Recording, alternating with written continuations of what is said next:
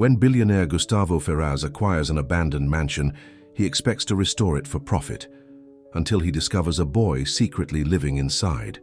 Lucas has nowhere else to go, and Gustavo never planned on being a guardian. But fate has other plans.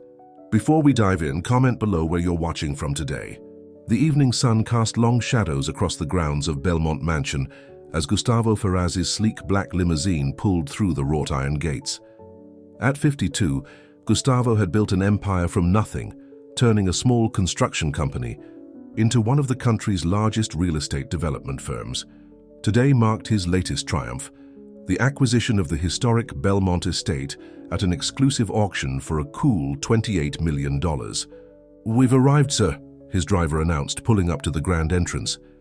Gustavo stepped out, his tailored suit a stark contrast to the slightly overgrown gardens surrounding the property. The mansion stood like a sleeping giant against the way. Darkening sky, 3 stories of limestone and marble with tall windows that seemed to watch his every move.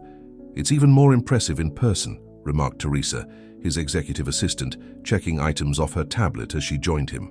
"The previous owners really let the maintenance slide these past few years, but the structure is solid. The renovation team can start next week." Gustavo nodded, barely listening. He'd bought the mansion primarily as an investment, planning to restore it and flip it for double what he paid. But standing here now, he felt something he hadn't expected, a connection to the place. "I'd like to look around alone," he said, taking the keys from Teresa. She looked surprised but knew better than to argue. "Of course. I'll have the car come back for you in 2 hours." After Teresa left, Gustavo entered the grand foyer. His footsteps echoed on the marble floor as he moved through the silent rooms, admiring the craftsmanship that modern builders rarely matched. Despite years of neglect, the mansion's beauty remained evident in every crown molding and carved banister. As night fell, he flipped on lights, exploring one elegant room after another. On the second floor, he paused in what must have been the master bedroom. The space was enormous, with French doors leading to a private balcony overlooking the gardens. This would make a perfect office, he murmured to himself, already envisioning where his desk would go. He continued down the hallway, mentally cataloguing which rooms would need the most work, when something caught his eye, a door at the end of the corridor, standing slightly ajar. He was sure the real estate agent had mentioned the house was completely empty. Cautiously, Gustavo approached and pushed the door open wider. The room was small compared to the others, possibly once a servant's quarters. The light from the hallway spilled across the floor, illuminating what appeared to be a makeshift bed. Just a thin mattress on the floor with a worn blanket. And on that mattress lay a boy, no more than 10 years old, fast asleep. Gustavo froze, his hand still on the doorknob. The child was thin, with dark hair badly in need of a cut. His clothes were clean but worn, with patches on the knees of his jeans. Beside the mattress sat a plastic plate with crumbs and an empty water bottle. As the door creaked, the boy's eyes flew open. When he saw Gustavo, he scrambled backward until he hit the wall, his eyes wide with fear. "Please don't call the police," the boy whispered, his voice trembling. "I'm not stealing anything, I promise." Gustavo should have been angry. This was trespassing. He should call security immediately. But something in the boy's terrified expression stopped him. "What's your name?" Gustavo asked, keeping his voice calm. The boy hesitated, as if weighing whether to lie. "Lucas," he finally answered. "Lucas," Gustavo repeated. "I'm Gustavo Ferraz. This is my house now. I bought it today." Lucas's shoulders slumped. "I know. I saw the real estate people coming and going. I hid in the garden shed when they showed the house." "Where are your parents?" Gustavo asked, stepping further into the room but maintaining a safe distance. "My mom used to work here," Lucas explained, softly, "for the Belmont family. We lived in the caretaker's cottage behind the garden, but when Mrs. Belmont died and Mr. Belmont got sick, they had to sell everything. Mom lost her job." He swallowed hard. "She went to find work in Chicago. She said she'd come back for me once she got settled, but that was 2 months ago." Gustavo felt a tightness in his chest. "She left you here alone? For 2 months?" Lucas shrugged, trying to appear braver than he felt. "I'm okay, I know how to take care of myself. The water still works and I've been eating at school. They have a free lunch program. School? You've been going to school from here? Yes, sir. I didn't want to miss classes. I'm good at math. Gustavo ran a hand through his salt and pepper hair, his mind racing. This situation was completely outside his experience. He'd built his reputation on being ruthless in business, on never letting emotion cloud his judgment. The obvious solution was to call child services and let them handle it. But something made him hesitate. "Are you hungry?" he asked instead. Lucas nodded cautiously. "Come downstairs, I'll order us some dinner." 20 minutes later, they sat across from each other at the grand dining table, the space between them filled with containers of Chinese takeout that Gustavo had ordered for delivery. He watched as Lucas carefully ate sweet and sour chicken, trying not to appear too eager despite clearly being hungry. "How old are you, Lucas?" "9, the boy answered between bites. "Almost 10. And you've been living here alone since your mother left?" Lucas nodded. "I didn't have anywhere else to go. Mom said the cottage belonged to the Belmonts, but nobody was living in the main house, so..." He looked down at his plate. "I'm sorry for trespassing, sir." Gustavo found himself at a loss for words. At 52, he'd never married, never had children. His life revolved around his business. He had no idea how to handle this situation. "Do you have any other family? Grandparents? Aunts or uncles?" Lucas shook his head. "It was just me and Mom after Dad died."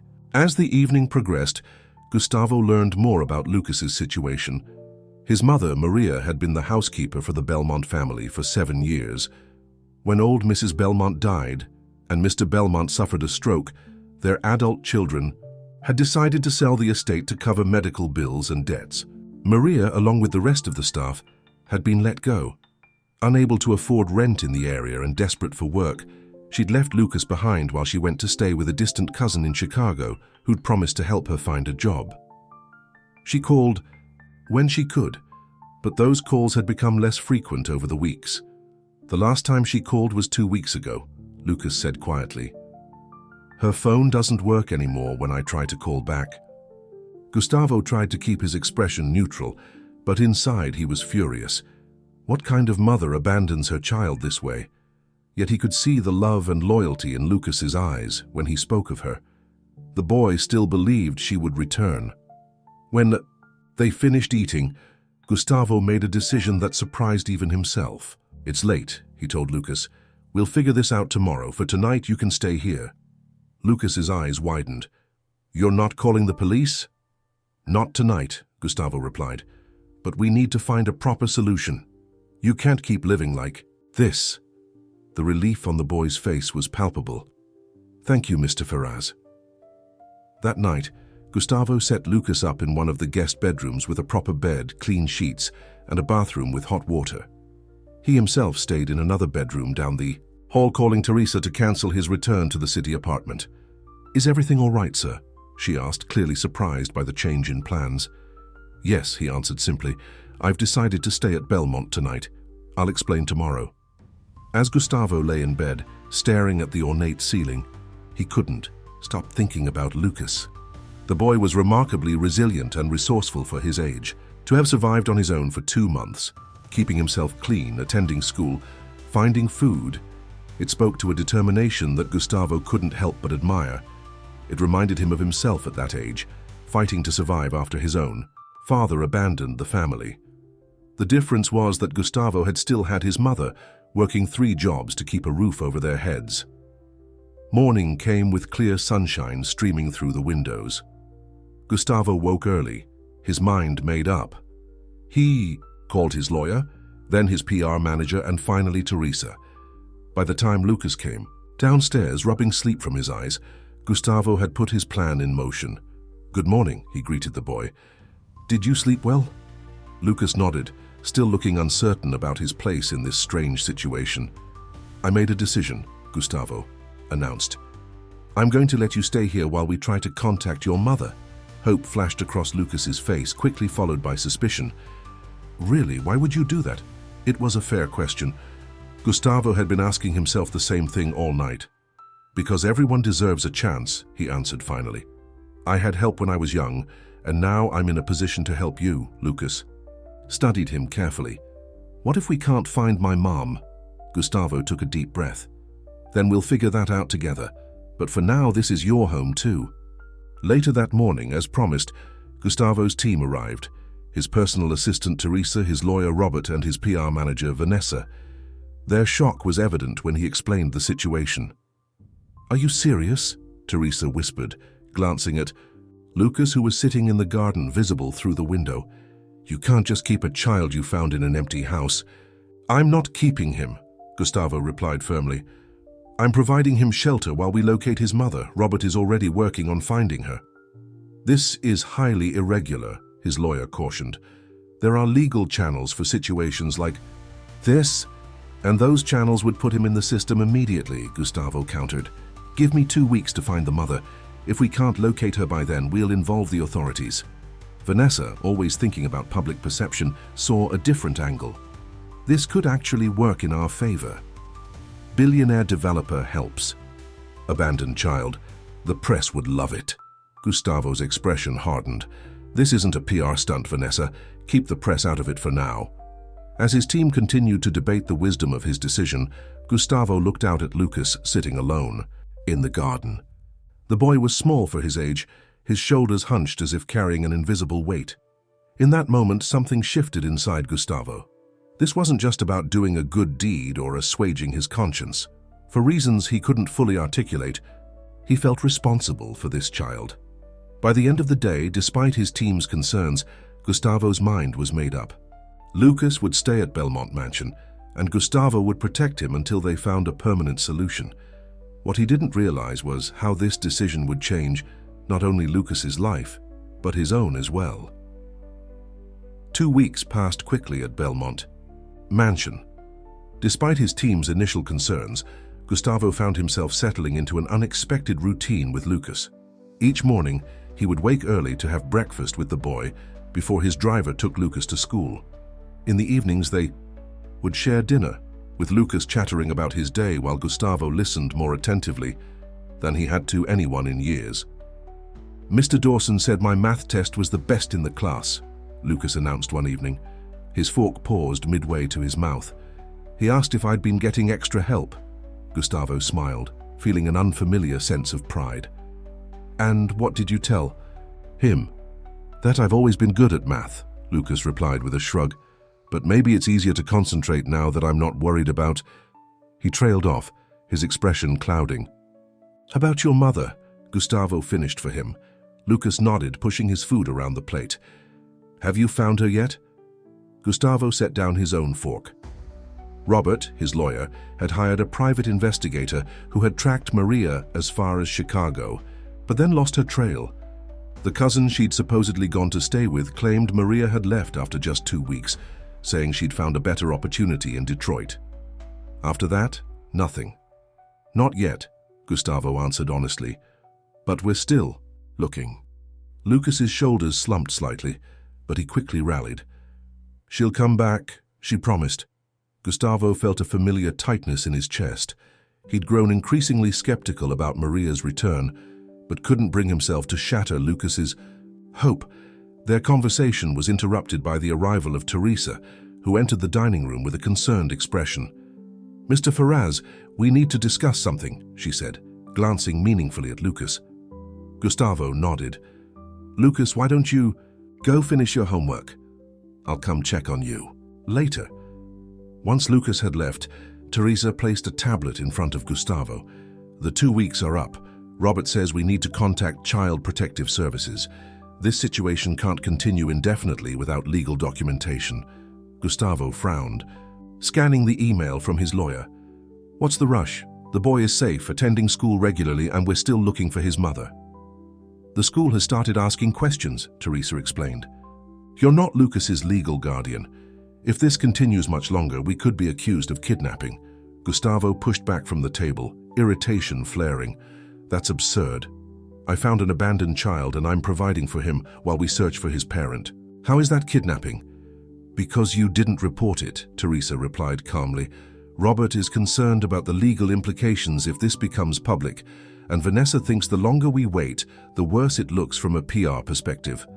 Gustavo paced the room, his mind racing. The truth was, he'd been postponing involving authorities because he knew what would happen.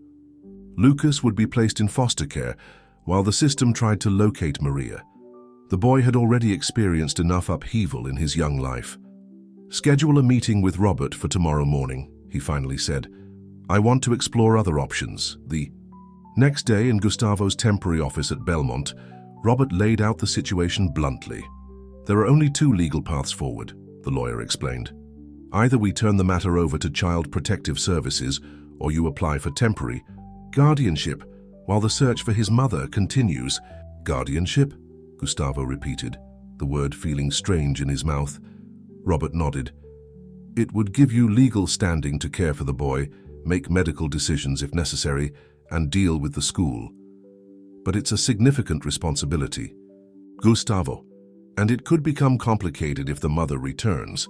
Gustavo stared out the window at the garden, where he could see Lucas raking leaves with the groundskeeper he'd recently hired. The boy was laughing, his face more relaxed than when Gustavo had first found him. "What would guardianship entail?" "Exactly." Robert raised an eyebrow, clearly surprised by Gustavo's interest. "You'd need to petition the court. There would be home visits, background checks. Given your resources, you could expedite the process, but it's still a serious legal commitment. And if Maria never returns, then eventually you'd have a decision to make about permanent arrangements," Robert replied cautiously. "But let's not get ahead of ourselves." Throughout the meeting, Teresa watched Gustavo carefully. When Robert left to make some calls, she spoke up. "Are you sure about this? Just a month ago, your biggest concern was the Henderson merger. Now you're considering becoming guardian to a child you barely know." Gustavo turned to her, his expression unreadable. "I know it seems out of character." "It's completely out of character," Teresa agreed. "You've always said you had no interest in family life. That's why your relationships never last more than a few months." Her words stung because they were true. Gustavo had always prioritized his business above all else. His last girlfriend, Sophia, had ended their relationship specifically because he couldn't commit to anything beyond his work.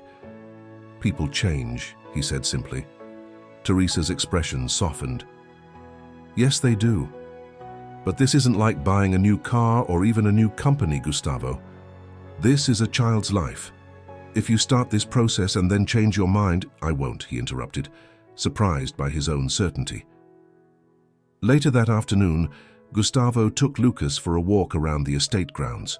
The autumn air was crisp, and colorful leaves crunched beneath their feet as they followed a path through the old orchard. "Lucas," Gustavo began carefully, "we need to talk about something important." The boy looked up, immediately alert. "Did you find my mom?" "No, not yet," Gustavo replied, hating the disappointment that flashed across Lucas's face. "But we're still looking.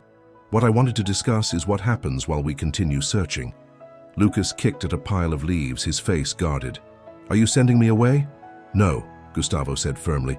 "Quite the opposite. I'm asking if you'd be comfortable with me becoming your legal guardian. It means I would be responsible for you officially until we locate your mother." Lucas stopped walking, his brow furrowed in concentration. "Like adoption?" "Not exactly. Guardianship is temporary. It just makes our current arrangement official, so there are no problems with school or if you needed a doctor." Lucas considered this carefully. "Would I still stay here with you?" "Yes," Gustavo assured him. "Everything would stay the same.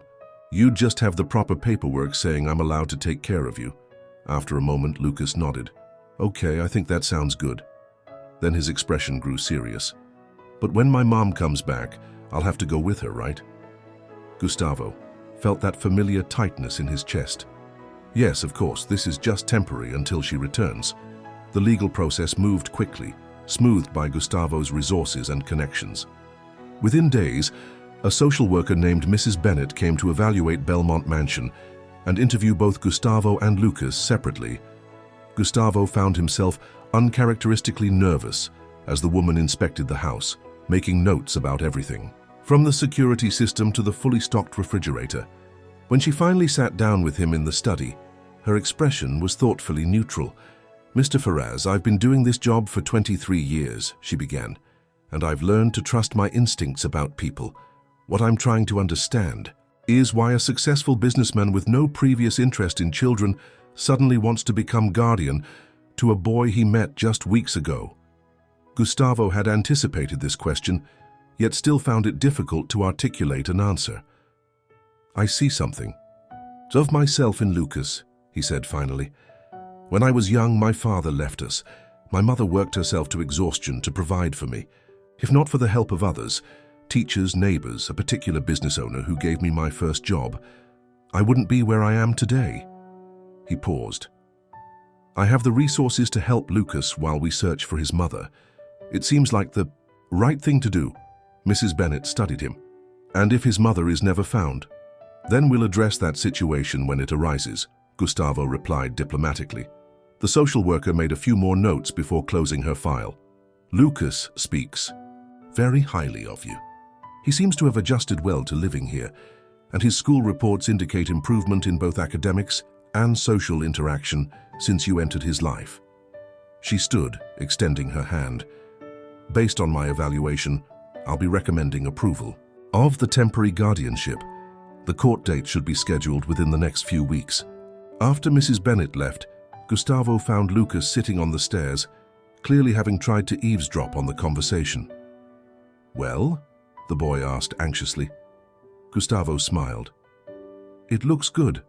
There will be a hearing, but Mrs. Bennet is going to recommend that I become your guardian." Lucas's face lit up with relief, but then quickly turned serious. "Mr. Ferraz, can I ask you something?" "Of course. Why are you doing all this for me? You don't even know me." It was the same question Mrs. Bennet had asked, but somehow coming from Lucas it required a more honest answer. Gustavo sat down next to the boy on the stair. "When I found you in that room, something changed for me. I've spent my whole life building a business, making money, buying things." He gestured to the grand house around them, "But in all that time I never stopped to consider what it was all for. Seeing you, how brave you've been, how determined, it reminded me that there are more important things than success." Lucas listened intently, his eyes never leaving Gustavo's face. "I guess what I'm saying is you needed help, and maybe I needed to remember what really matters, so we're helping each other." Lucas considered this, then nodded sagely. "Like a team," Gustavo smiled. "Exactly. Like a team." As the days passed, life at Belmont settled into a comfortable routine. Gustavo found himself rescheduling business meetings to attend Lucas's parent-teacher conference. He hired contractors to renovate one of the bedrooms specifically for Lucas, letting the boy choose the colors and furniture. For the first time in decades, Gustavo's focus was shifting away from his business empire. Not everyone was pleased with this change. Marcus Devlin, Gustavo's business partner of 15 years, expressed his concerns during a tense meeting at Ferraz Enterprises' downtown headquarters. "The Henderson merger is stalling because you keep postponing the negotiations," Marcus complained, pacing Gustavo's office. "And the Westfield development is 3 weeks behind schedule because you're not available for crucial decisions." Gustavo leaned back in his chair. "Teresa has my authorization to make those decisions in my absence." "It's not the same, and you know it," Marcus retorted. "What's happening to you, Gustavo? For 20 years, this company has been your life. Now suddenly you're playing house with some random kid." Gustavo's expression hardened. "Be careful, Marcus." Marcus sighed, taking a seat across from Gustavo. "Look, I'm not saying what you're doing for the boy isn't admirable. It is. But you're the CEO of a major corporation. You have responsibilities to your shareholders, your employees, your clients." "I'm aware of my responsibilities," Gustavo replied coolly. "All of them." The tension was broken by a knock at the door. Teresa entered, looking apologetic. "I'm sorry to interrupt, but Lucas's school just called. He's in the nurse's office with a fever. They tried to reach you on your cell phone, but..." Gustavo was already standing, reaching for his jacket. "I had it on silent for the meeting. Is he all right?" "They said it's probably just a flu that's going around, but he needs to be picked up." Marcus watched incredulously as Gustavo headed for the door. "We're in the middle of an important discussion." "We'll continue tomorrow," Gustavo replied firmly. "Teresa, please reschedule my afternoon appointments." As Gustavo drove to Lucas's school, He reflected on Marcus's words. It was true that his focus had shifted dramatically in recent weeks. Projects that once seemed all-consuming now felt less urgent compared to Lucas's needs. The question was whether he could find a balance between the two worlds he was now straddling. At the school, he found Lucas curled up on a cot in the nurse's office, his face flushed with fever. "Hey, buddy," Gustavo said softly, touching the boy's forehead. It was burning hot. Lucas's eyes fluttered open. "Mr. Faraz, you came." Something in the surprise in Lucas's voice made Gustavo's heart ache. "Of course I came. Let's get you home." By the time they reached Belmont, Lucas's fever had climbed higher. Gustavo called the family doctor Teresa had recommended, who arrived within the hour. "It's a nasty strain of flu," Dr. Mitchell confirmed after examining Lucas. "He'll need rest, plenty of fluids, and medication to control the fever." She wrote out a prescription and handed it to Gustavo. "Call me if his temperature goes above 103 or if he shows any sign of breathing difficulty." That night, Gustavo sat by Lucas's bedside, monitoring his temperature and ensuring he took his medication. As the boy drifted in and out of sleep, Gustavo worked remotely, answering emails and reviewing documents on his tablet.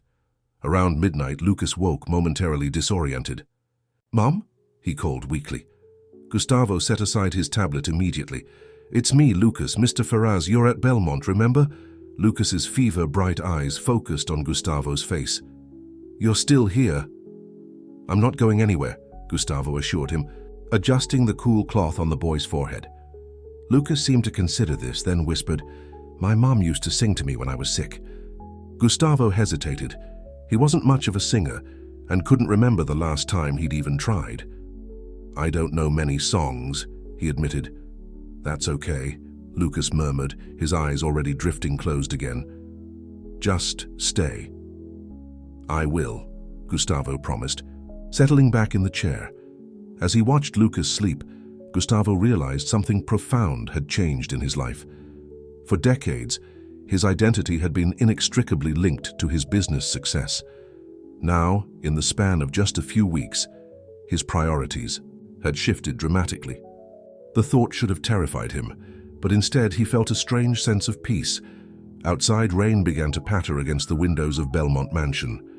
Inside, in a bedroom softly lit by a single lamp, a powerful businessman kept vigil beside a sleeping child, both of their lives transforming in ways neither could have imagined.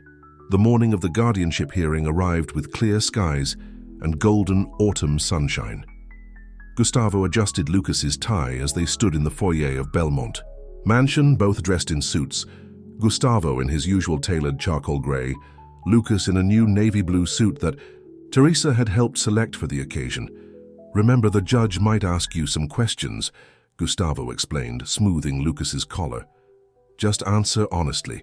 There's nothing to be nervous about." Lucas nodded, though his fingers fidgeted with his tie the moment Gustavo's hands moved away. "What if they say no?" "They won't," Gustavo assured him with more confidence than he felt. Despite Robert's assurances that the guardianship was practically guaranteed, given Mrs. Bennett's positive report, Gustavo couldn't shake a lingering anxiety. In business, he was accustomed to controlling every variable, anticipating every challenge. But legal matters involving a child were new territory. The courthouse was an imposing stone building in the center of town. As they climbed the steps, Lucas's small hand slipped into Gustavo's, a gesture so natural that neither of them seemed to notice until they reached the top of the stairs. Lucas quickly withdrew his hand, looking embarrassed. Inside, Robert was waiting for them in the hallway outside the courtroom. "Everything's in order," the lawyer informed them. "Judge Reynolds is known for being thorough but fair in these cases. Mrs. Bennett will be testifying on your behalf, and your character. References are excellent." Gustavo had called in several favors, including statements from Senator Williams, whom he'd supported in the last election, and Dr. Eleanor Soto, the renowned child psychologist who had agreed to meet with Lucas and provide an expert opinion on the positive effects of the current living arrangement. When their case was called, they entered a smaller courtroom than Gustavo had expected. Judge Reynolds, a woman in her 60s with silver hair and penetrating eyes, reviewed the file before her while they settled at the table with Robert. "This is somewhat unusual," the judge began, looking up at Gustavo over her reading glasses. "Mr. Ferraz, you're seeking temporary guardianship of a minor with whom you have no previous relationship or family connection. Is that correct?" "Yes, Your Honor," Gustavo replied respectfully. The judge turned her attention to Lucas. "Young man, I've read Mrs. Bennett's report about your situation. I understand your mother left you some months ago?" Lucas straightened in his chair. "Yes. Mum, she went to find work in Chicago, but she's coming back for me." The judge's expression softened slightly. "I see. And how do you feel about staying with Mr. Ferraz until that happens?" "It's good," Lucas answered simply. "He helps me with my homework and makes sure I have everything I need for school, and he let me choose the paint color for my room." He hesitated, then added, "Mr. Ferraz is nice to me." The simplicity of the statement seemed to touch something in Judge Reynolds. She nodded and returned to the file, asking several more questions of both Robert and Mrs. Bennett, who confirmed that Gustavo's home was more than adequate and that Lucas was thriving in his care. Based on the evidence presented and the recommendations, "Before me," the judge finally announced, "I am granting temporary guardianship of Lucas Diaz to Gustavo Ferraz for a period of 6 months, at which time the arrangement will be reviewed." She looked directly at Gustavo. "Mr. Ferraz, this court is entrusting you with the welfare of this child. I expect you to take that responsibility seriously." "I will, Your Honor," Gustavo promised. "If the mother returns before the 6-month period ends, the matter will be reassessed," Judge Reynolds continued. "In the meantime, I suggest you continue the search for Ms. Diaz so she can be informed of these proceedings." With a strike of her gavel, it was official. Gustavo was now Lucas's legal guardian. Outside the courthouse, Lucas was uncharacteristically quiet as they walked to the car. "Are you all right?" Gustavo asked, concerned by the boy's silence. Lucas kicked at a pebble on the sidewalk. "What happens in 6 months if Mum doesn't come back?" It was a question Gustavo had been avoiding himself. "Then the judge will decide whether to extend the guardianship," he answered carefully. "And if she does come back?" Lucas pressed, his voice smaller now.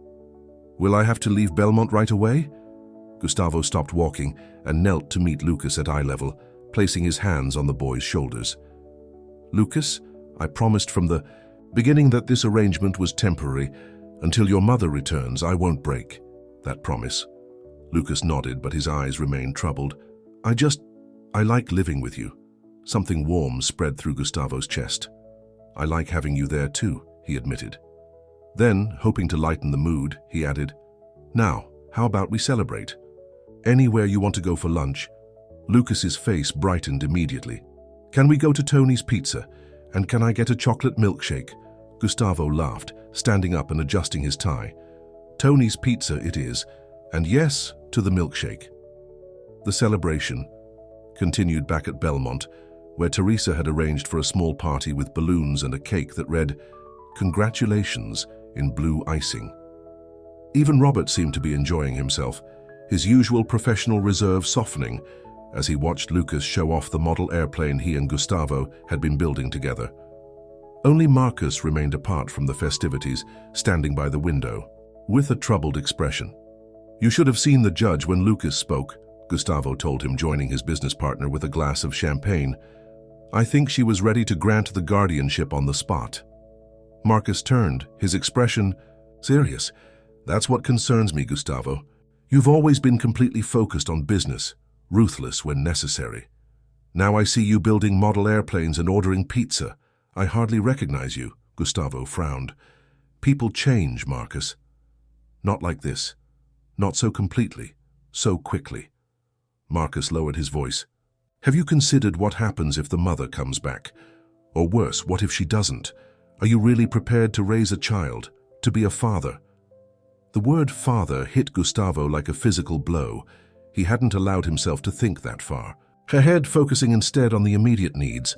Lucas's education, his health, his adjustment to life at Belmont. "I don't know," he admitted quietly. "But right now Lucas needs me and I'm in a position to help him. That's enough." Marcus shook his head. "Just be careful. You've built something incredible with Ferraz Enterprises. Don't let sentimentality jeopardize everything you've worked for." Before Gustavo could respond, Lucas bounded over, his face alight with excitement. "Mr. Ferraz, can I show Teresa my new room? The one you had painted blue?" "Of course," Gustavo replied with a smile, watching as Lucas eagerly led Teresa up the grand staircase. Later that evening, after the guests had departed and Lucas was tucked into bed, Gustavo sat alone in his study. Marcus's warnings echoed in his mind, mingling with the judge's words about responsibility and Lucas's innocent question about what would happen when the 6 months ended. The search for Maria Diaz had hit one dead end after another. The private investigator's latest report indicated she had left Detroit for somewhere in Florida, but the trail had gone cold. It was as if she'd simply vanished, leaving no forwarding address, no social media presence, nothing to connect her to her former life. Gustavo couldn't help wondering if she had deliberately disappeared, abandoning Lucas completely. The thought filled him with a mixture of anger toward Maria and protective concern for Lucas, who still spoke of his mother with unshaken faith in her return. His musings were interrupted by a soft knock at the door. Lucas stood in the doorway, in his pajamas, his hair tousled. "I can't sleep," he admitted. "Too much cake, I think." Gustavo smiled. "Come in. I was just doing some reading." Lucas padded across the room and settled in one of the leather armchairs opposite Gustavo's desk. For a few minutes, they sat in comfortable silence. "Mr. Ferraz," Lucas finally said, "now that you're my guardian, what should I call you?" "Mr. Ferraz seems too formal, but—" He trailed off, clearly uncertain. Gustavo hadn't considered this. "What would you feel comfortable calling me?" Lucas thought for a moment. "Just Gustavo, maybe?" "That works for me," Gustavo agreed, feeling strangely moved by the simple request. Lucas nodded, apparently satisfied. Then, after another pause, he asked, "Can I ask you something else? It's kind of personal." "Go ahead. How come you never got married or had kids of your own?" The directness of the question took Gustavo by surprise. It wasn't that he hadn't thought about it himself over the years, especially as friends his age became grandparents, but he'd always justified his solitary life as a necessary sacrifice for his career. "I was always focused on building my business," he answered honestly. "There never seemed to be enough time for anything else." Lucas considered this with a seriousness beyond his years. "But you're making time now, for me." "Yes," Gustavo acknowledged. "I am." "Why?" It was the same question Lucas had asked before, the same one Mrs. Bennett and Marcus and even Judge Reynolds had each posed in their own way. But sitting here in the quiet evening, with Lucas looking at him so earnestly, Gustavo found a clearer answer than he'd been able to articulate before. "Because meeting you made me realize that success isn't just about what you build or how much money you make. It's about the people you help along the way." He paused, feeling a certainty settle within him. "Finding you in that room was like being given a second chance at something I didn't even know I was missing."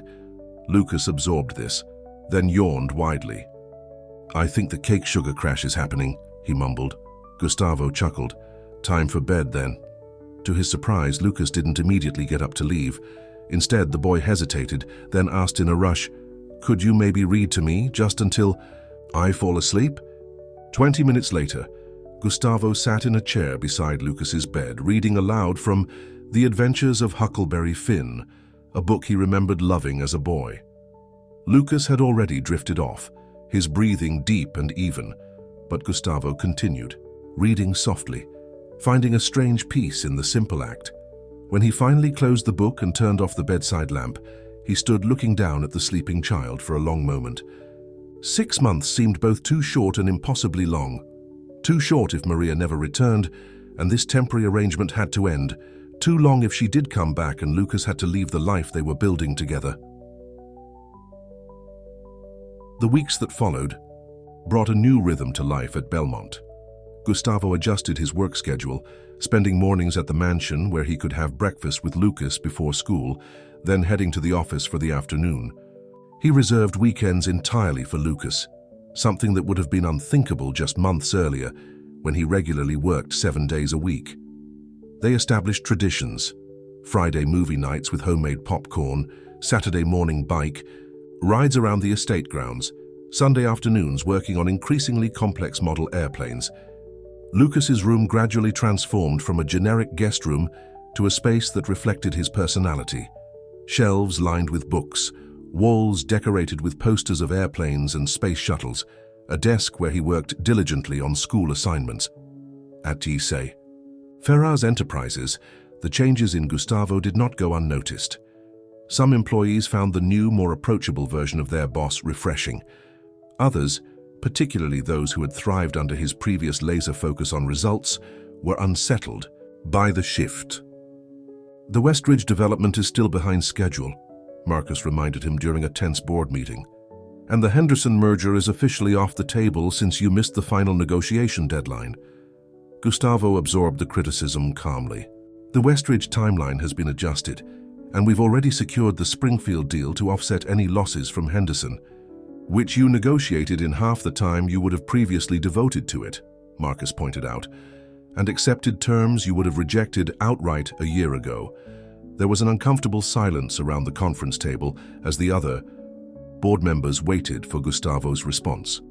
In the past, such a direct challenge might have triggered a cold-cutting retort.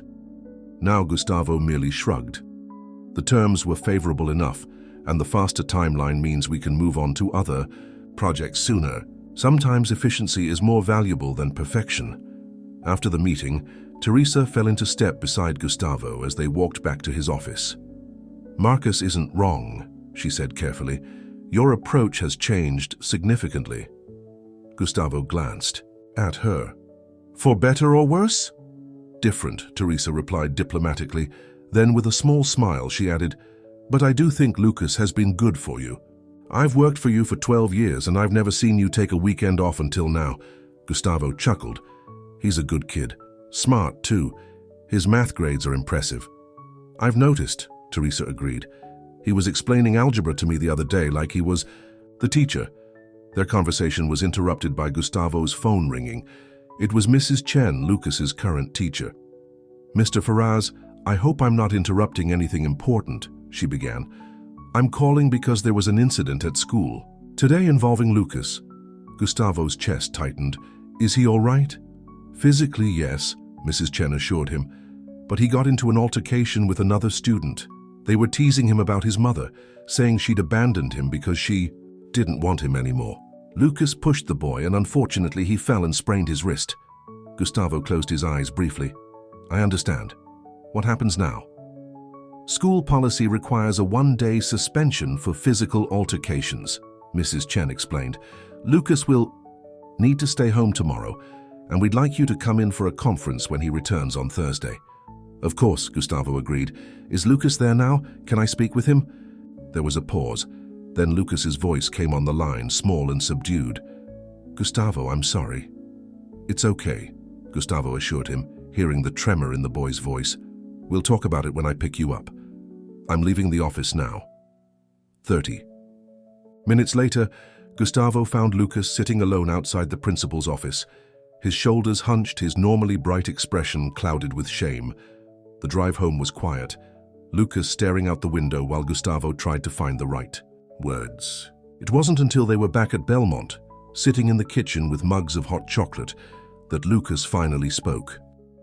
"Aren't you going to yell at me?" he asked, his eyes fixed on his mug. Gustavo shook his head. "No, but I do want to understand. What happened?" Lucas's fingers tightened around his mug. "Tyler said my mum left because she didn't want a loser for a son. He said she probably has a new family now with better kids." His voice cracked slightly. "I told him to shut up, but he kept saying it. So I pushed him." Gustavo felt a surge of protective anger on Lucas's behalf, though he kept his tone measured. "Words can hurt, but responding with physical force isn't the answer." "I know," Lucas mumbled, "but sometimes I wonder." He trailed off, blinking rapidly. "Wonder what?" Gustavo prompted gently. "If Tyler's right," Lucas admitted, his voice barely audible, "it's been almost 5 months now. What if Mom really isn't coming back? What if she just doesn't want me anymore?" The raw pain in Lucas's voice broke something in Gustavo. He moved to sit beside the boy, placing a hand on his shoulder. "Lucas, look at me," he said softly. "I don't know why your mother hasn't returned yet. There could be many reasons. Financial difficulties, immigration issues, health problems. But I am absolutely certain of one thing. It has nothing to do with you not being worthy of love." Lucas's eyes filled with tears. "How do you know?" "Because I know you," Gustavo replied with absolute conviction. "You're smart, kind, brave, and resilient. Any parent would be proud to have you as their son." Lucas wiped at his eyes with the back of his hand. "Even you?" The question hung in the air between them, loaded with meaning that neither had fully acknowledged until this moment. "Yes," Gustavo answered, his voice thick with emotion. "Even me. Especially me." Lucas hesitated only a moment before throwing his arms around Gustavo's neck in a fierce hug. Gustavo held him close, feeling the boy's tears soaking into his shirt collar, his own eyes burning with unexpected moisture. In that moment, something shifted irrevocably between them.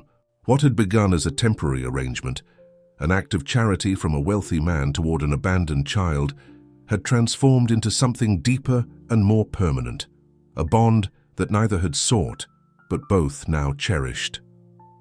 As the first snowflakes of winter began to fall outside the windows of Belmont Mansion, Gustavo made a silent promise to himself and to Lucas. Whatever happened when Maria Diaz returned, if she returned, he would ensure that Lucas never felt abandoned again. Somehow they would find a way forward together. What Gustavo couldn't possibly know was that, even as he made this promise, events were already in motion that would test it to its limits. Because 300 miles away, in a small apartment in Miami, Maria Diaz was packing a suitcase, preparing to reclaim the son she had left behind. The first snowfall of the season transformed Belmont Mansion into something from a fairy tale. White blankets draped the gardens and orchards, icicles hung from the eaves like crystal decorations, and the world seemed quieter, more peaceful. Inside, a massive Christmas tree dominated the grand foyer, decorated with ornaments that Lucas had helped select during a weekend shopping trip with Gustavo. It had been nearly 5 months since that fateful night when Gustavo discovered Lucas hiding in the empty mansion. Now, as December arrived, Lucas had fully settled into life at Belmont. His grades had improved dramatically, he'd made friends at school, and the nightmares that had once woken him crying for his mother had gradually diminished. For Gustavo, the transformation was equally profound. His formerly rigid schedule now bent easily to accommodate Lucas's school events and activities. The mansion, once purchased purely as an investment property, had become a true home filled with laughter and small daily rituals, breakfast conversations about upcoming science projects, evening games of chess that Lucas was determined to master, bedtime reading sessions that often ended with Gustavo finding himself engrossed in young adult novels.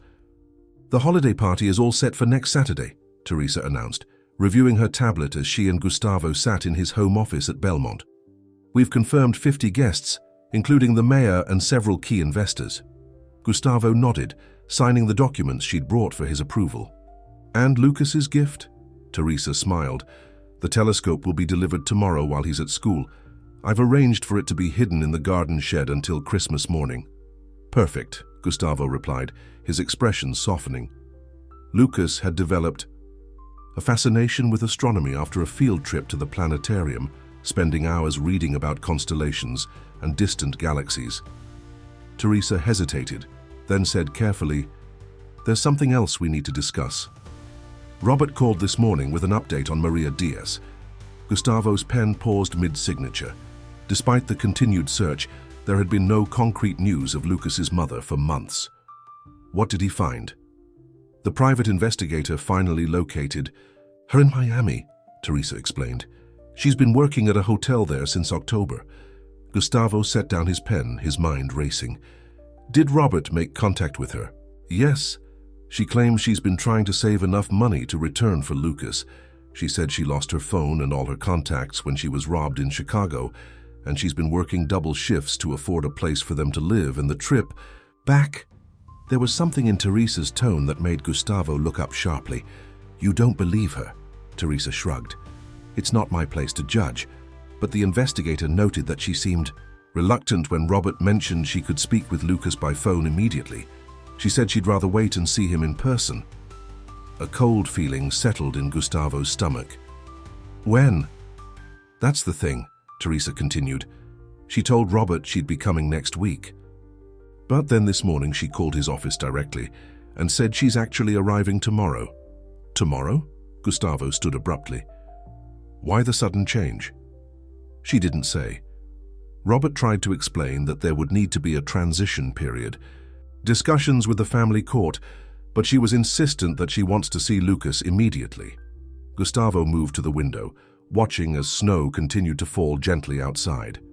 In the distance, he could see Lucas building a snowman in the garden, with the groundskeeper's son, his red scarf bright against the white landscape. "What are you thinking?" Teresa asked after a moment. "I'm thinking about Lucas," Gustavo replied quietly, "about how happy he's been these past weeks, about how much progress he's made." He turned to face her. "And I'm thinking about what happens when the mother who abandoned him for 5 months suddenly reappears in his life." Teresa's expression softened with sympathy. "It won't be easy for either of you. But legally—" "I know the legal situation," Gustavo interrupted. "The guardianship was always temporary, predicated on Maria's return." He sighed, running a hand through his hair. "We need to prepare Lucas. I'll talk to him tonight." But that conversation would prove more difficult than Gustavo anticipated. When Lucas returned from the garden, flushed and happy from his snow play, Gustavo couldn't bring himself to shatter the boys' joy with the news. Instead, they spent the evening decorating the Christmas tree, Lucas chattering excitedly about the upcoming holiday and the school play in which he had a small role. "Mrs. Chen says I'm the best tree in the whole class," Lucas announced proudly as he carefully hung a glass ornament. Gustavo smiled, handing him another decoration. "I'm not surprised. You've been practicing your lines every night. You're still coming, right? Next Friday? I wouldn't miss it," Gustavo assured him, feeling a pang as he wondered if Maria's return would change those plans. Later, after Lucas had gone to bed, Gustavo sat alone in his study, staring at the custody papers spread across his desk. The guardianship granted by Judge Reynolds had nearly 4 more months before it would come up for review, but with Maria's return everything would change. Legally, he had no claim to Lucas, no blood relationship, no long-standing connection that would justify maintaining custody against the wishes of a biological parent. A soft knock interrupted his thoughts. Lucas stood in the doorway in his pajamas, a worried expression on his face. "I couldn't sleep," he explained. "Is everything okay? You seemed sad during dinner." Gustavo gestured for him to come in. "I have something important to tell you, Lucas. I was going to wait until morning, but perhaps it's better we talk now." Lucas settled into the chair opposite the desk, immediately alert to the serious tone. "What is it?" Gustavo took a deep breath. "We found your mother." Lucas's eyes widened, a complex mixture of emotions flashing across his face. Hope, excitement, uncertainty, and something that looked almost like fear. "Really? Where is she? Is she okay?" "She's in Miami," Gustavo explained gently. "She's been working at a hotel there, and yes, she's fine. In fact, she's coming here tomorrow to see you." "Tomorrow?" Lucas repeated, his voice small. So soon? Gustavo had expected jubilation, had prepared himself for Lucas's immediate excitement at the prospect of reuniting with his mother. The boy's subdued reaction caught him off guard. "I thought you'd be happy," he said carefully. Lucas stared down at his hands. "I am. It's been so long, and everything is different now." "Different how?" Lucas looked up, his eyes filled with confusion. "I have my room here, and school and friends and you." He hesitated. "If Mom comes back, does that mean I have to leave Belmont?" The question pierced Gustavo to the core. "That's something your mother and I will need to discuss," he answered honestly. "The guardianship was always meant to be temporary, until she returned." Lucas nodded slowly, processing this. "Will I get to say goodbye if I have to go?" Gustavo moved around the desk and knelt beside Lucas's chair, placing his hands on the boy's shoulders. Lucas, listen to me. No matter what happens with the legal arrangements, this isn't goodbye. You've become a very important part of my life. That won't change, even if your living situation does. Lucas threw his arms around Gustavo's neck, holding tight. I don't want to leave, he whispered. Gustavo held him close, his own eyes burning with unshed tears. I know, buddy, I know. The next morning dawned clear and bright, the fresh snow glittering in the sunlight. Gustavo had called the school to explain that Lucas would be absent, then contacted Robert to arrange for Maria's arrival at Belmont rather than at the lawyer's downtown office. Better for the reunion to happen in familiar surroundings where Lucas felt safe. Lucas had barely touched his breakfast, pushing cereal around in his bowl while Gustavo tried to keep the conversation light. Your mom might be different than you remember, Gustavo explained gently. It's been a long time and she's been through some difficult experiences. It might take time for both of you to get reacquainted. Lucas nodded, his expression serious. Do you think she'll like the way I fixed my hair? It's different now. Gustavo smiled, reaching across the table to ruffle Lucas's neatly combed hair. She'll love it, and she'll be amazed at how much you've grown. At 10 o'clock precisely, the doorbell rang. Lucas, who had been sitting tensely in the living room, jumped to his feet but then froze, suddenly hesitant. Gustavo placed a reassuring hand on his shoulder. Ready? Lucas nodded, his face pale.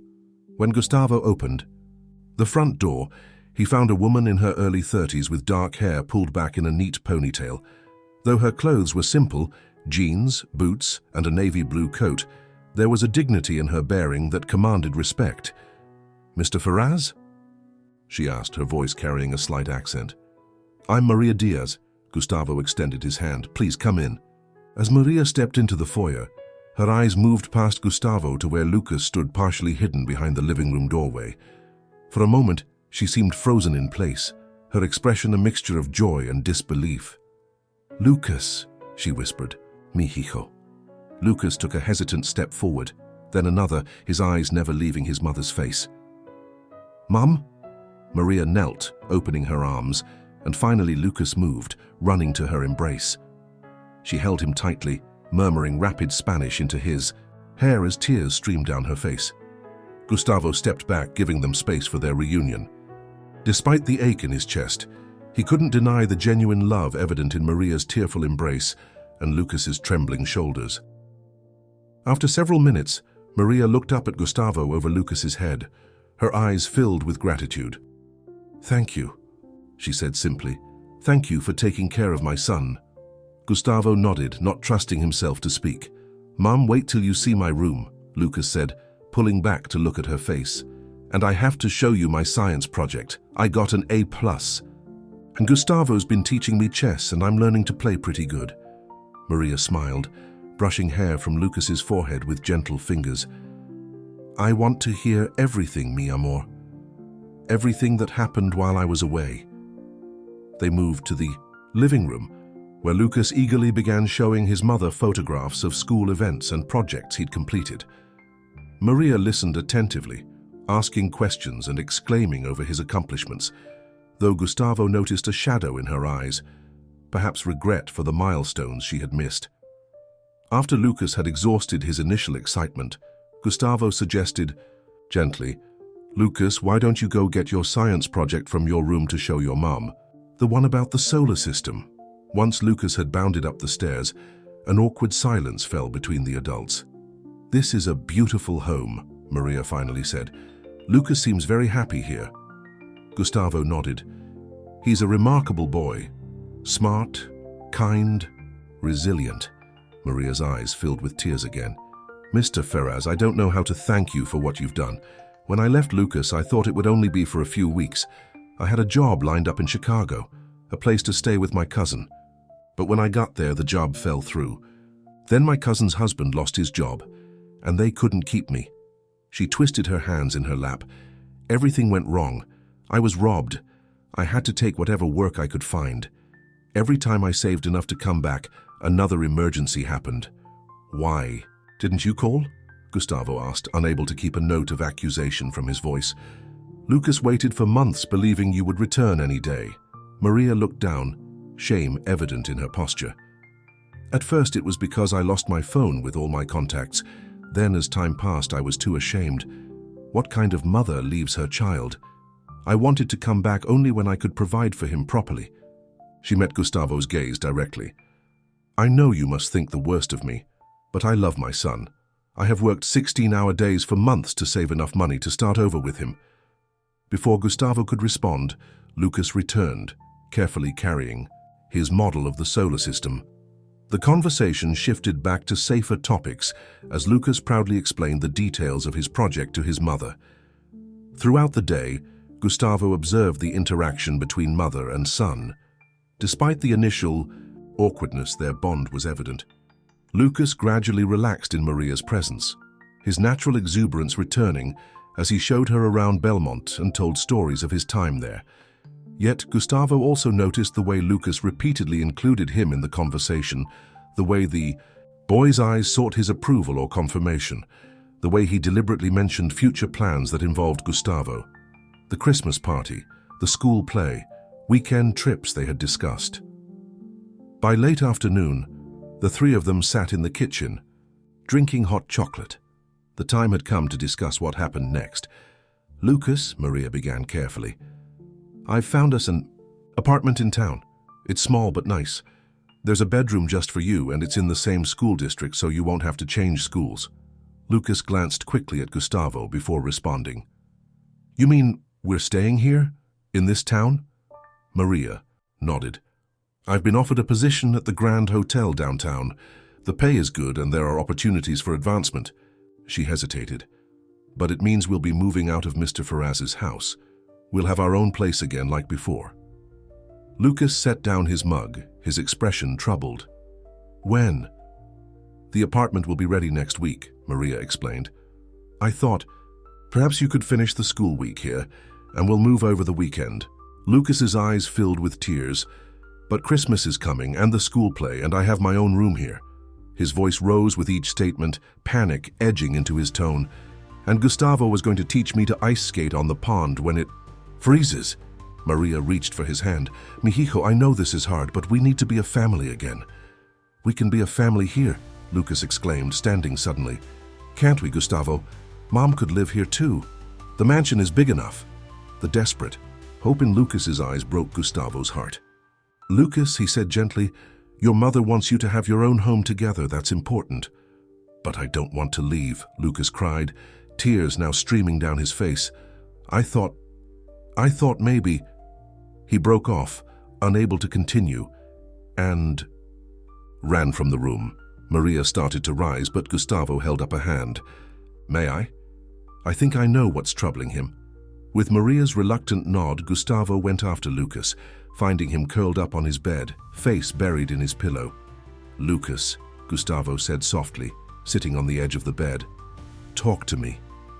Everyone leaves, came the muffled response. Mom left, and now I have to leave you. Gustavo placed a hand on Lucas's back. You're not leaving me, not really. We'll still see each other, I promise. Lucas turned over, his face tear-stained. It won't be the same, I thought. He took a shuddering breath. I thought maybe you'd want to keep me, that maybe you and Mom could work something out so I could stay here. The raw vulnerability in Lucas's admission struck deep. Lucas, I would keep you in a heartbeat if that was possible. These months with you have been the happiest of my life, but your mother loves you, and she's worked very hard to create a new home for you both. But what about you? Lucas asked plaintively. Who's going to make sure you eat breakfast or remind you not to work all weekend, or make you laugh when you're being too serious? Gustavo's throat tightened at the child's concern for him. I managed before, he said with a smile that didn't quite reach his eyes. I'll figure it out. Lucas sat up, wiping his face with his sleeve. Could I still come visit? Maybe for dinner sometimes, or weekends? Of course, Gustavo assured him. As often as your mother allows, and I'll come to all your school events, just like I promised. Lucas fell silent, considering this. Finally, he asked in a small voice, will you still want to see me, when I'm not living here anymore? Gustavo gathered Lucas into a tight embrace. Lucas, listen to me. You are not just some child I found in an empty house. You have become—" He paused, searching for words adequate to express the depth of his feelings. "You have become like a son to me. That doesn't change because of where you live." When they returned to the kitchen, Maria was waiting anxiously. Seeing Lucas's tear-stained face, she opened her arms, and he went to her, allowing himself to be held. "I'm sorry for running away," he mumbled against her shoulder. "It's okay, mi amor," she soothed. "I understand this is hard." Over Lucas's head, Maria's eyes met Gustavo's, a silent message passing between them. Acknowledgement of the difficult situation and the boy caught in the middle. After Maria left that evening, promising to return the next day, Lucas was subdued. He picked at his dinner, answered questions with one-word responses, and headed to bed early. Later, as Gustavo sat in his study reviewing contracts, Teresa called with an update from Robert. "The legal paperwork is straightforward," she explained. "Since the guardianship was always conditional on Maria's return, the court will likely terminate it immediately upon her petition. Robert says there's no legal basis to challenge her custody, given that there's no evidence of unfitness." Gustavo stared at the flames in the fireplace.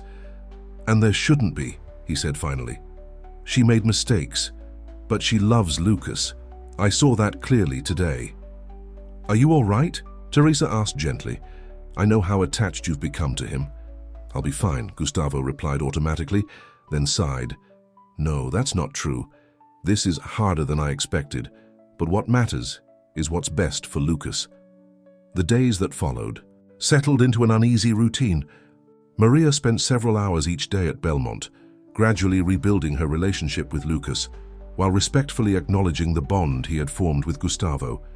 For his part, Gustavo tried to step back, to give mother and son space to reconnect, though his heart ached each time he noticed another of Lucas's belongings packed into boxes. On Thursday evening, Lucas's last night at Belmont before the move, Gustavo organized a small farewell dinner. Teresa came, as did Lucas's teacher, Mrs. Chen, and his friend Daniel from school. Maria joined them, somewhat awkward at first in the grand dining room, but gradually relaxing as the evening progressed. After dinner, Lucas insisted on showing his mother the garden and the treehouse that Gustavo had commissioned for him, leaving the adults alone at the table. "He's a special child," Mrs. Chen remarked, watching through the window as Lucas gestured animatedly, explaining something to his mother. "His confidence has grown tremendously these past months." Maria nodded, mixture of pride and regret in her expression. "Thanks to Mr. Ferraz." "Gustavo, please," he corrected automatically. Maria turned to him, her expression serious. "I know this transition is difficult for Lucas, and for you. I want you to know that I am grateful for everything you've done, and I don't want to cut you out of his life." Gustavo inclined his head in acknowledgement. "Thank you, that means a great deal to me." Later, after the guests had departed and Maria had gone back to her hotel for the night, Gustavo helped Lucas pack the last of his belongings. "Will you come see the apartment tomorrow?" Lucas asked as they carefully wrapped his model planets in tissue paper. "Of course," Gustavo promised. "I'll help you and your mother move in." Lucas was quiet for a moment, then said, "Mom says I can still see you, that I can come visit sometimes." "As often as you like," Gustavo assured him. "And the invitation goes both ways.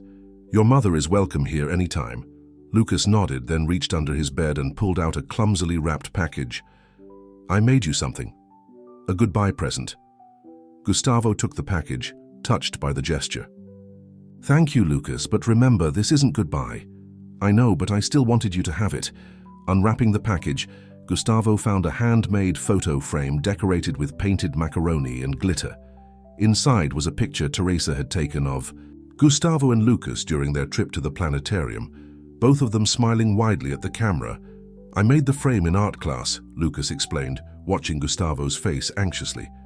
"Do you like it?" Gustavo swallowed the lump in his throat. "It's perfect. I'll keep it on my desk so I can see it every day." Lucas beamed, relief evident in his expression. "I have the same picture in my room. Mom says I can hang it in my new room too." The next morning brought the final goodbyes. The moving truck was loaded with Lucas's belongings, and Maria's small car was packed with essentials for their first night in the new apartment. Standing in the foyer of Belmont, Lucas looked small and vulnerable as he prepared to leave the only stable home he'd known for months. "Remember, you're coming to my school play next Friday," he reminded Gustavo. "I saved you a seat in the front row."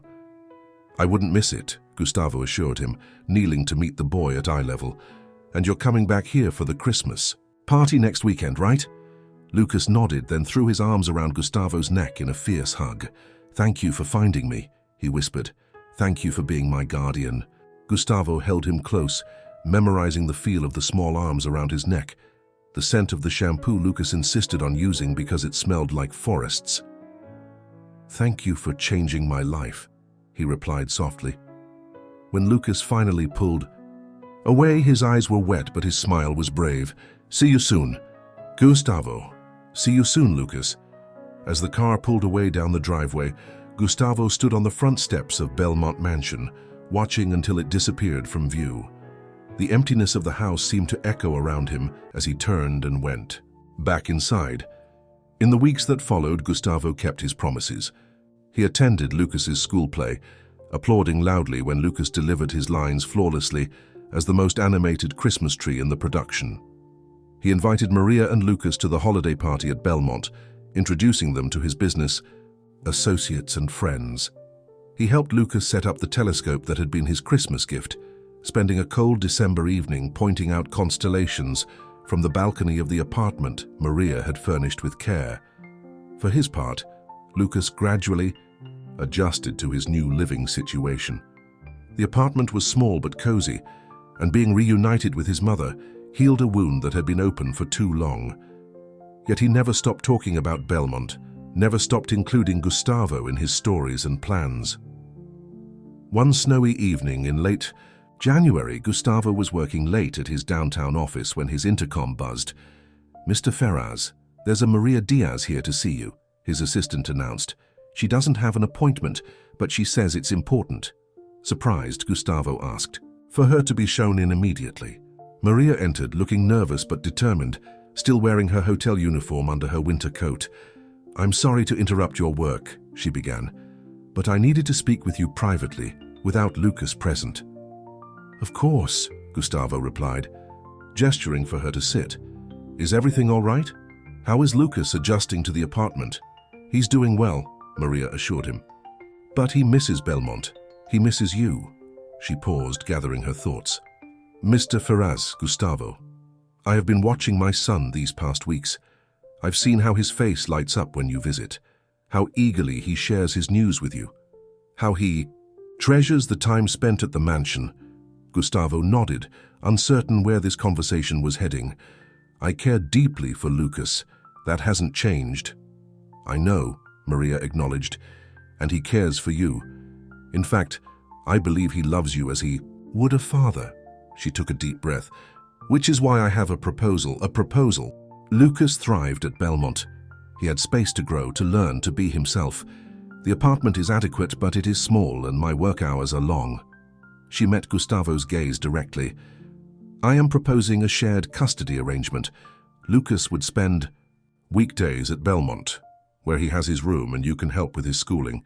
He would spend weekends and holidays with me at the apartment." Gustavo stared at her, hardly daring to believe what he was hearing. "Are you serious?" Maria nodded firmly. "Very serious. This would give Lucas the stability he needs while allowing me to work the hours necessary to build our future, and it would keep you in his life in a significant way." "And you would be comfortable with this arrangement?" Gustavo asked carefully. "Sharing your son with someone who was a stranger to you just months ago?" "You are not a stranger to Lucas," Maria replied simply. "And I have seen enough to know that you love my son and want what's best for him." She smiled slightly. "Besides, we wouldn't be strangers for long if we're co-parenting." Gustavo leaned back in his chair, his mind racing with possibilities. "Have you discussed this with Lucas?" "Not yet. I wanted to speak with you first."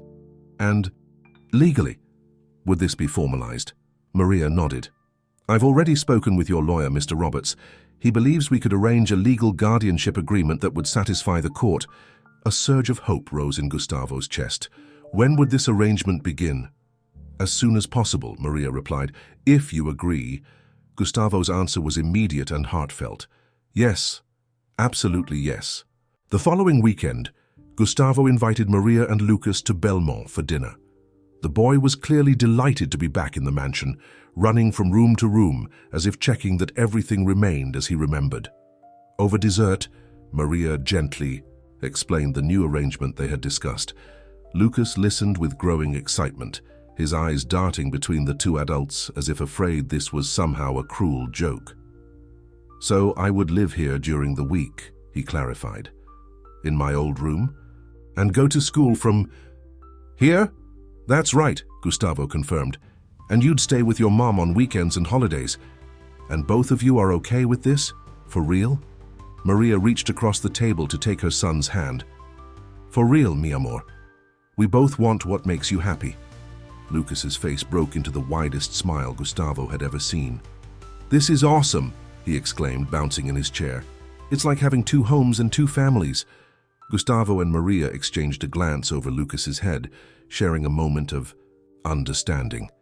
Despite the unconventional nature of the arrangement, they had found a solution that prioritized what mattered most, Lucas's happiness and well-being. 2 days later, Lucas moved back into his room at Belmont, this time with Maria's full blessing. The boy raced around the mansion, reacquainting himself with his favorite spots, chattering about all the things he wanted to show his mother when she visited.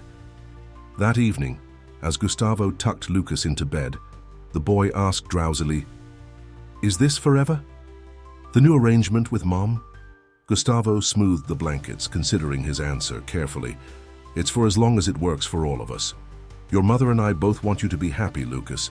We'll figure out the details together, one day at a time." Lucas nodded, satisfied with this answer. As his eyes drifted closed, he murmured, "I'm not invisible anymore, am I?" Gustavo leaned down to press a kiss to the boy's forehead. "No, Lucas. You are seen. You are valued. You are loved." In the quiet of the night, Gustavo stood at the window of his study, looking out over the snowy grounds of Belmont Mansion.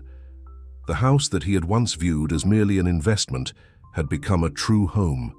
The business empire that had been his sole focus for decades now shared space in his heart with a dark-haired boy who had changed everything. Downstairs, the photo in its macaroni frame sat prominently on his desk, a visual reminder of the day his life had taken an unexpected turn. Next to it was a new addition, a family portrait taken just that afternoon, showing Gustavo, Maria, and Lucas standing together in the garden, their smiles genuine despite the unusual circumstances that had brought them together. Outside, fresh snow began to fall, covering the estate in a clean white blanket. Inside Belmont Mansion, a once invisible boy slept peacefully, secure in the knowledge that he was exactly where he belonged. The end.